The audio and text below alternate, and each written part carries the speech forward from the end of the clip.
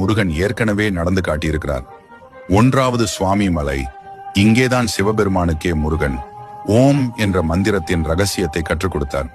ஆரம்பக்கட்ட அறிவு, ஆனால் அதுக்குள்ளே அடங்கி இருக்கும் மாபெரும் ஞானம். 2ஆம் பழமுதிர் சோலை.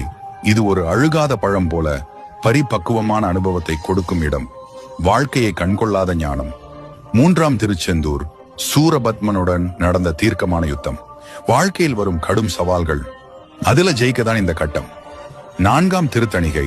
இங்கே நம்பிக்கை ஒரு சக்தி மாதிரி உருவாகுது. பக்தி மட்டும் இல்ல, மனம் தளராத நிலை இங்குதான் உண்டாகுது. 5ஆம் திருப்பரங்குன்றம். வெற்றி மட்டுமல்ல, இதே இடத்தில் முருகன் வள்ளியை திருமணம் செய்தார். அறம், காதல், குடும்பம், வாழ்க்கை முழுமையாத ஒரு மைல்கல்லு. 6ஆம் திருவாவின்குடி அவினாசி. இது வளர்ச்சி, வியாபாரம், உலக வாழ்க்கையில் உயர்வுக்கு அடித்தளமாகிறது.